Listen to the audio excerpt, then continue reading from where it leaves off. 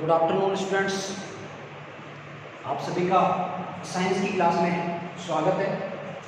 जैसा कि आप सभी को पता है कि अपन ने चैप्टर नंबर 1 स्टार्ट किया था, जो कि आपका फूड एंड ह्यूमन हेल्थ, भोजन एवं मानव स्वास्थ्य का चैप्टर है। आज हम इस चैप्टर को कंटिन्यू करेंगे। तो चैप्टर नंबर 1 हमने स्टार्ट किया था, food and human health.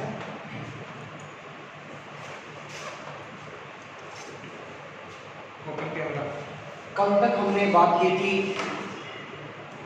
Vitamin मेलन्यूट्रिशन और उससे होने वाले जो डिजीज हैं उनकी हमने डिटेल में डिस्कशन किया था। एक बार मैं आपको रैपिड रिवीजन करवाऊंगा जो टॉपिक हमने लास्ट की क्लास में लिए थे, सुनिएगा ध्यान से। विटामिन ए केमिकल नेम उसको हमने दिया था, रासायनिक नाम हमने दिया था रेटिनोल। विटामिन ए की डेफिशिएंसी, कमी जिसको अपन कहेंगे, विटामिन ए की कमी से जो होने वाला रोग है उसको हम कहते हैं रतौंधी या नाइट ब्लाइंडनेस। नाइट ब्लाइंडनेस जो इसका इंग्लिश वर्ड है, उससे आप इसकी मीनिंग को इजीली समझ सकते हैं। नाइट ब्लाइंडनेस यानी जब प्रकाश की इंटेंसिटी, जिसको अपन तीव्रता कहते हैं, वो जब कम होगी तो उस केस में विजन में थोड़ी सी प्रॉब्लम आती है। यानी कि सीधे सीधे वर्ड्स में अपन कहें तो जो डिम लाइट है वहां देखने में थोड़ी सी दिक्कत आती है। फिर हमने बात की थी विटामिन, ये आपका विटामिन ए हो गया है। विटामिन बी1, विटामिन बी1 जिसको कि रासायनिक नाम दिया जाता है थायमिन। बी1 का रासायनिक नाम है थायमिन। और विटामिन बी1 की कमी से होने वाला रोग आप सभी लोग जानते होंगे, बेरी। फिर हमने बात की थी विटामिन बी2 की। विटामिन बी2 को अपन कहते हैं, बहुत सारे बच्चे यहाँ बैठे हुए हैं, एक आध बैठे हैं बच्चे, बहुत सारे खैर नहीं है, वो भी यहाँ सुन पा रहे हैं अच्छे से। आप भी जो है टॉपिक पे थोड़ा सा ध्यान दें, कंसंट्रेशन को बनाएं अपने को। बी1 की डेफिशिएंसी से होने वाला रोग है बेरी।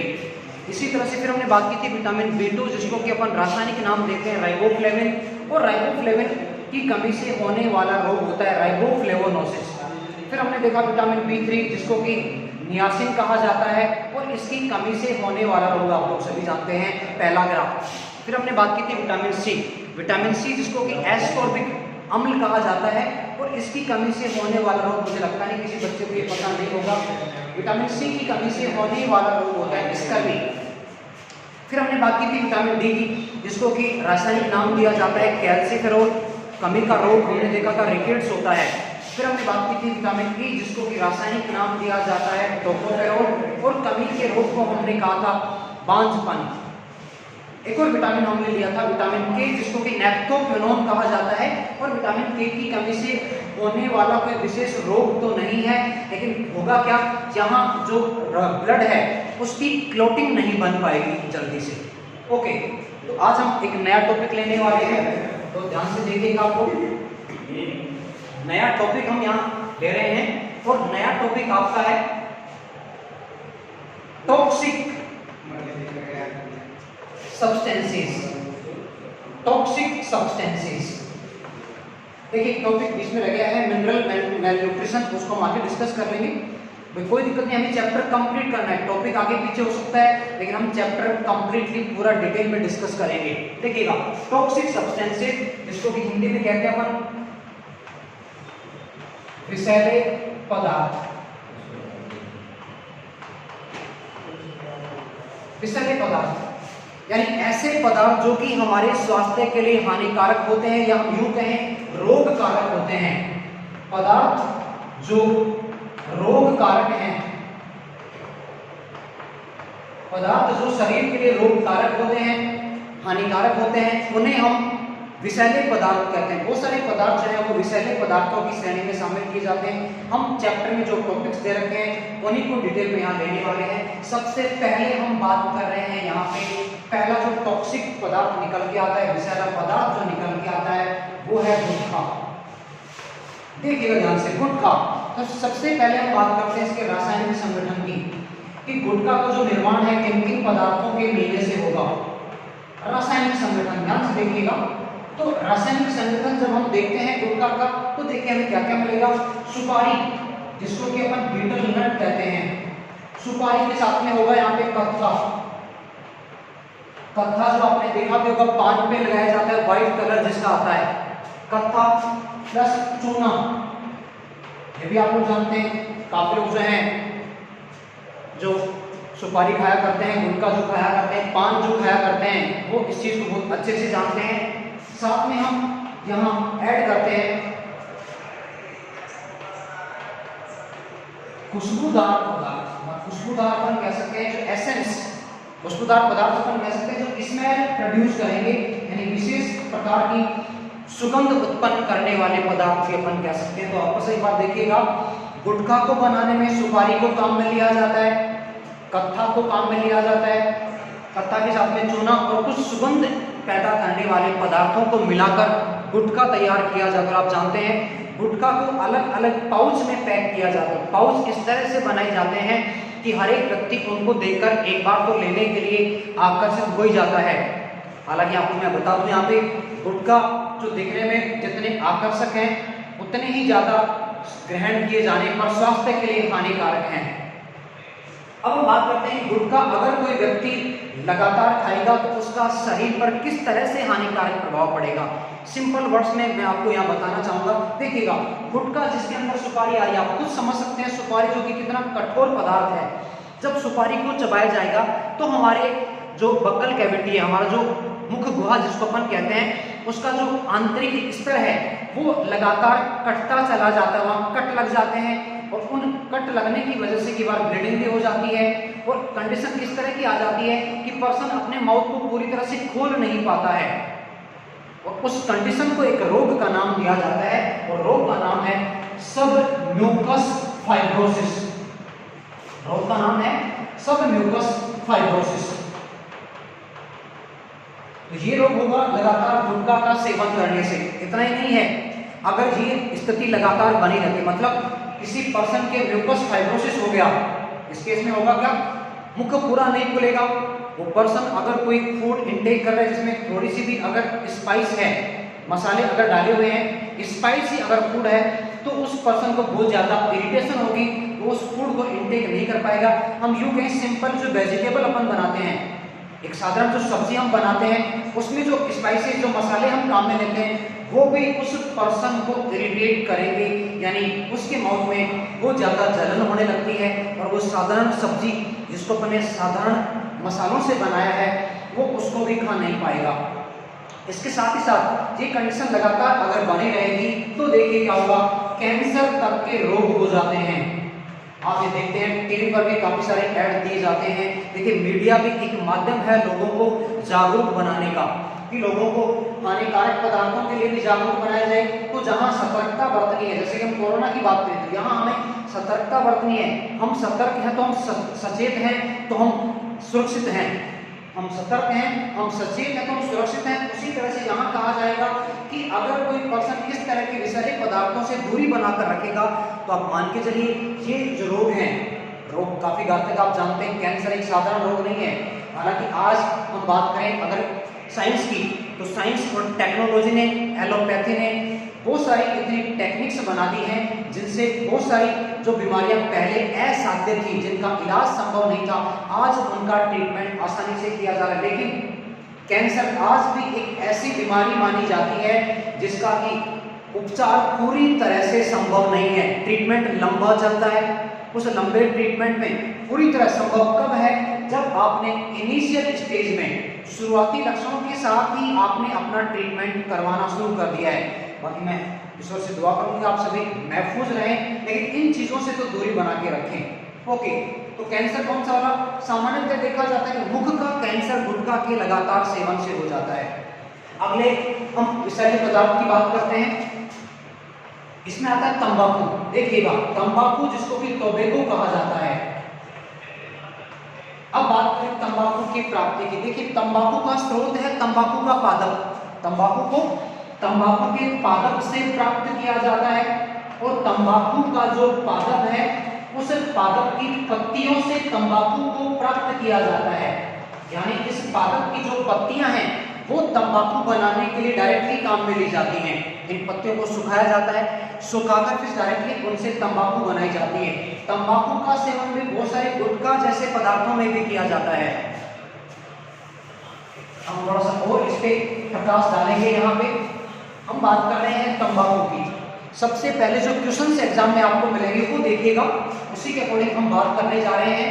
सबसे पहले जो यहाँ पे क्वेश्चन बनता है देखिएगा, तंबाकू का वैज्ञानिक नाम, साइंटिफिक नेम की हम बात करते हैं। देखिएगा तंबाकू के वैज्ञानिक नाम की हम बात करें तो इसका वैज्ञानिक नाम है निकोसियाना, निकोसियाना टोबैकम। निकोसियाना टोबैकम जो है वो तंबाकू का वैज्ञानिक नाम है। देखिएगा दोनों नामों को अलग अलग क्यों रेखांकित किया गया, मैं यहाँ पे आपको बताना चाहूंगा। ये एक पद्धति है, इस पद्धति को नाम दिया जाता है, जिसमें दो पद आते हैं, उस पद्धति को नाम दिया जाता है द्विनाम पद्धति। और आप जानते होंगे, मेरे ख्याल से 9th क्लास में आपने पढ़ा होगा, एक वैज्ञानिक थे जिनका नाम था कैरोलस लीनियस। कैरोलस लीनियस नामक वैज्ञानिक ने सबसे पहले द्विनाम पद्धति का प्रतिपादन करते हुए बताया कि प्रत्येक जो सजीव है, वो चाहे जंतु है या पादप है, उसके नाम में दो पद आते हैं द्विनाम, दो नाम पद आते हैं। एक पहला जो पद है वो होता है जीनस या वंश का, और दूसरा जो पद है वो होता है स्पीशीज या जाति का। तो दो नाम पद होने की वजह से नाम क्या दिया गया, द्विनाम पद्धति। तो देखिए आप, तंबाकू का वैज्ञानिक नाम है निकोसियाना टोबैकम। अब इसमें एक और अक्सर क्वेश्चन बनता है एग्जाम के लिए, वो है इसका कुल, कि तंबाकू कौन सी कुल का सदस्य है। तो इसकी कुल के नाम हम यहाँ लिखेंगे। देखिएगा सोलेनेसी, सोलेनेसी जो है वो तंबाकू पादप का कुल है, कुल जिसको कि अपन फैमिली भी कहते हैं। तो तंबाकू का कुल है सोलेनेसी। अब हम बात करते हैं कि तंबाकू से कौन से विषैले पदार्थ बनते हैं जो वाकई में शरीर के लिए हानिकारक होते हैं। तो देखिएगा विषैला पदार्थ, तंबाकू में जो विषैला पदार्थ है, उस विषैले पदार्थ को नाम दिया जाता है निकोटिन। निकोटिन, जैसे इसके नाम में भी आपने देखा निकोसियाना, तो निकोसियाना कहां से आया, निकोटिन तंबाकू में पाया जाने वाला एक विषैला पदार्थ है। इस विषैले पदार्थ में निकोटिन की जो मात्रा है, यानी जो निकोटिन है, इसकी परसेंटेज है 1 से 8% जो मात्रा है वो तंबाकू में निकोटिन की पाई जाती है। अब बात करते हैं तंबाकू का सेवन कौन कौन से हानिकारक रोगों को आमंत्रित करेगा हमारे शरीर में। तो देखिएगा ध्यान से, वन बाय वन हम सभी की यहाँ बात करने वाले हैं, सुनिएगा ध्यान से। अब बात करते हैं तंबाकू का हानिकारक प्रभाव। हानिकारक प्रभाव क्या रहेगा, सबसे पहले हम बात करें, अगर देखिएगा अगर कोई व्यक्ति तंबाकू का, अब हम बात करते हैं कि तंबाकू का उपयोग कैसे किस रूप में किया जाता है। आप लोग सभी जानते हैं बीड़ी और सिगरेट दो सबसे कॉमन यूज हैं तंबाकू के, बीड़ी और सिगरेट। ये दो सर्वाधिक ऐसे पदार्थ हैं जहां सीधे तौर पर तंबाकू को काम में लिया जाता है। अगर कोई व्यक्ति लगातार बीड़ी और सिगरेट का यूज करता है तो उस केस में क्या होगा, कार्बन मोनोऑक्साइड का निर्माण होता है। और ये जो कार्बन मोनोऑक्साइड है, ये हीमोग्लोबिन के साथ मिलकर कार्बोक्सी हीमोग्लोबिन का निर्माण करती है। और वो कार्बोक्सी हीमोग्लोबिन जो है वो क्या करेगा, वो कार्बोक्सी हीमोग्लोबिन रक्त की O2 को ले जाने की क्षमता को कम कर देता है। तो देखिए हीमोग्लोबिन कार्बन मोनोऑक्साइड के साथ ऐड हो गया है, तो O2 को तो स्पेस मिलेगा ही नहीं ना ऐड होने के लिए। आपको सुनेगा, अगर तंबाकू को बीड़ी या सिगरेट के रूप में काम में लिया गया, तो देखिए कार्बन मोनोऑक्साइड कैसे बनेगी, क्योंकि बीड़ी और सिगरेट को तो जलाया जाएगा ना, जला के तो उसका सुट्टा लगाया जाएगा। जब उसको जलाया जाएगा उस केस में क्या होगा कि जो तंबाकू के आंतरिक जो कण है उनको पूरी तरह से ऑक्सीजन नहीं मिल पाएगी। जो बाहरी कण है वो डायरेक्टली एयर के कांटेक्ट में है, लेकिन जो अंदर वाला पार्ट है बीड़ी या सिगरेट के, उसको डायरेक्टली O2 नहीं मिलेगी। उसका क्या होगा, अपूर्ण ऑक्सीकरण होगा, जिससे कार्बन मोनोऑक्साइड बनेगी। इसका मैं एक और एग्जांपल आपको देना चाहूंगा। सर्दी के दिनों में अक्सर लोग क्या करते हैं, एक अंगीठी में कोयले जलाकर पूरा कमरा बंद करके सो जाते हैं। अंगीठी में कोयले जला लिए, रूम को पूरा पैक कर दिया और उस कमरे के अंदर सो गए हैं। उस केस में क्या होता है, कार्बन मोनोऑक्साइड बनती है, जिससे कई बार व्यक्ति की मृत्यु तक हो जाती है। यहाँ पर भी कंडीशन क्रिटिकल हो जाती है इस तरह से। हम दूसरी बात करें, अगर तंबाकू का लगातार सेवन करते रहने से हमारी जो आर्टरीज है, मान लीजिए ये कोई आर्टरी है, तो लगातार अगर कोई पर्सन तंबाकू का उपयोग करेगा तो तंबाकू के प्रयोग से जो आर्टरीज हैं, पहले आर्टरी ये थी, ये मान लीजिए ए है और ये ए डैश है, ए से ही तो बनी है, ए है जहां पे आपको कितना गैप दिख रहा है, ए डैश क्या होगा, लगातार जो है वो इसके आंतरिक स्तर पर एक परत जमती चली जाती है और ये परत क्या करेगी, यानी जो आर्टरीज है वो थिक हो जाती हैं, मोटी हो जाती हैं और मोटी होने से क्या होगा बताइए आप लोग, प्रेशर कम होगा कि ज्यादा होगा, प्रेशर यहाँ पे ज्यादा हो जाएगा क्योंकि पीछे तो जितना रास्ता ब्लड को मिल रहा है आने के लिए वो इजीली आ रहा है, लेकिन यहाँ जो रास्ता है रक्त का, ब्लड का, वो कम हो गया है, लेकिन रक्त को आना है तो रक्त यहाँ प्रेशर के साथ बाहर आएगा जिससे ब्लड प्रेशर इंक्रीज हो जाता है, यानी कि तंबाकू के सेवन से धमनियां मोटी हो जाती हैं और रक्त दाब बढ़ जाता है। अगले हानिकारक प्रभाव की बात करें, अगर कोई गर्भवती महिला सुट्टा लगाती है, मैं सॉरी बोलूँगा यहाँ पे सुट्टे के लिए क्योंकि देखिए ये वर्ड्स अक्सर हम देखते हैं, सुनाई देते हैं हमें आसपास के सोसाइटी के अंदर, फिर अपन नहीं बोलेंगे इस तरह के वर्ड्स के लिए, अपन किसी के साथ नहीं जाना चाहेंगे। तो देखिएगा अगर कोई व्यक्ति सिगरेट या बीड़ी का यूज कर रहा है, साथ में गर्भवती स्त्री भी अगर इस तरह के पदार्थों का सेवन करती है, चाहे वो बीड़ी सिगरेट के रूप में करे या फिर वो किसी गुटखा में अगर तंबाकू है उसका उपयोग करेगी, उस केस में क्या होगा, गर्भस्थ जो शिशु है उसका विकास अवरुद्ध हो जाता है और कई बार ये भी देखने में पाया गया है कि उस गर्भस्थ शिशु की मृत्यु तक हो जाती है। कितना हानिकारक प्रभाव आप देख सकते हैं जो है तंबाकू हमारे शरीर पर डालती है। इसके अलावा अंतिम जो हानिकारक प्रभाव है, जो सबसे ज्यादा दुखदाई, पीड़ादायी और मृत्युदायी माना जाएगा, और वो वही है जो हमने अभी गुटखा का सेवन से देखा था, यानी यहाँ पर भी कैंसर होने की संभावना मोर देन 80% होती है और यहाँ कैंसर विशेष प्रकार के होंगे, विशेष अंगों के कैंसर होंगे, यहाँ लंग्स हमारे फेफड़ों का कैंसर हो सकता है, साथ में मुख का कैंसर हो ही सकता है, साथ में गले का भी कैंसर यहाँ पे हो सकता है, यानी मुख, गले और फेफड़ों का कैंसर इस कंडीशन में हो सकता है अगर कोई व्यक्ति लगातार तंबाकू का सेवन कर रहा है। और सामान्यतः आमतौर पर देखा गया है हिंदुस्तानियों में कि लगातार तंबाकू का सेवन करते रहने से बीड़ी भी हो सकती है। देखिएगा आप देखते हैं गांव में लोग हुक्का, चिलम वगैरह भी लेते हैं, तो वहां पर भी तंबाकू को काम में लिया जाता है। तो साधारण जो रोग, कैंसर वाले रोग की हम बात कर रहे हैं, वो गले का कैंसर होता है जो कि काफी पीड़ादायी स्थिति है, दुखदायी स्थिति है और अंत में मृत्युदायी स्थिति भी वो बना देता है अगर ये कंडीशन क्रिटिकल बनी रहती है, उपचार अगर सही समय पे नहीं लिया जाता है। क्योंकि आप जानते हैं कैंसर के लिए कैंसर थेरेपी काम में ली जाती है, रेडियोथेरेपी काम में ली जाती है और उस रेडियोथेरेपी में एक आइसोटोप को काम में लिया जाता है, वो आइसोटोप है कोबाल्ट का, कोबाल्ट के आइसोटोप को काम में लिया जाता है कैंसर की थेरेपी के लिए, इसको रेडियोथेरेपी कहा जाता है। ट्रीटमेंट है, लेकिन मैंने कहा ना समय पे शुरुआती लक्षणों के साथ ही अगर इसका उपचार प्रारंभ कर दिया जाता है तो रोग ये अपना चरमोत्कर्ष प्रभाव नहीं दिखा पाता है। ओके, ये बात होगी तंबाकू। अगली बात करते हैं एक और विषैला पदार्थ जो है एल्कोहल। एल्कोहल जिसको कि हम शराब भी कहते हैं, एल्कोहल देखिएगा वाइन जिसको कहा जाता है। अब एल्कोहल जो है वो साधारणतया बनाई जाती है मेडिसिनल औषधीय उपयोग के लिए बनाई जाती है, लेकिन इस एल्कोहल का उपयोग लोग पेय पदार्थों के रूप में करते हैं। एल्कोहल को 100% अगर बनाया गया, एब्सोल्यूट एल्कोहल जिसको अपन कहते हैं, देखो एल्कोहल भी दो तरह से है। अगर एल्कोहल है परिशुद्ध अगर एल्कोहल है तो उसमें पानी की मात्रा नहीं होती है, यानी इसमें क्या होगा 100% एल्कोहल होगी और 100% एल्कोहल का यूज किया जाता है औषधि बनाने के लिए, यानी इसका तो औषधि उपयोग। लेकिन अगर एल्कोहल में पानी मिला दिया गया या एल्कोहल में मेथनॉल मिला दिया गया, उस केस में इसका उपयोग शराब के रूप में पेय पदार्थ की तरह किया जाता है। लेकिन अगर एल्कोहल का उपयोग मेथनॉल के साथ उपयोग किया जाता है या एल्कोहल में पानी मिलाकर भी उपयोग किया जाता है, दोनों केस में कंडीशन क्रिटिकल हो जाती है। देखिए आप हानिकारक प्रभाव क्या होगा, लगातार एल्कोहल का यूज करते रहने से। इसके पहले मैं आपको ये बताना चाहूंगा कि जो एल्कोहल है वो कप सिरप में आती है।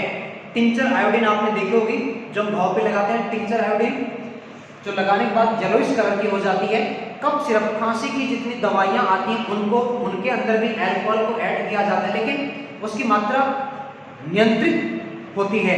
अनियंत्रित मात्रा में अगर काम में लिया जाता है तो स्थिति असहनीय होती है, रोग कारक है। और क्या यहाँ पे होगा देखिएगा, लगातार अल्कोहल का उपयोग करते रहने से व्यक्ति में यकृत शोथ यानी यकृत पूरी तरह से क्षतिग्रस्त हो जाता है और रोग हो जाता है। उस रोग को कहा जाता है लीवर सिरोसिस।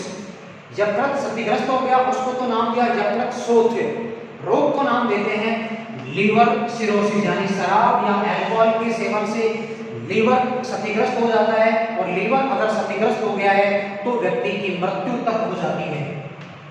तो आप देख पा रहे हैं हर एक रोग की जो चरम अवस्था है वो है डेथ, क्रिटिकल कंडीशन डेथ बन जाती है। इसके अलावा अल्कोहल में, यानी अल्कोहल का मतलब देखिएगा, अल्कोहल का मतलब है इथाइल अल्कोहल।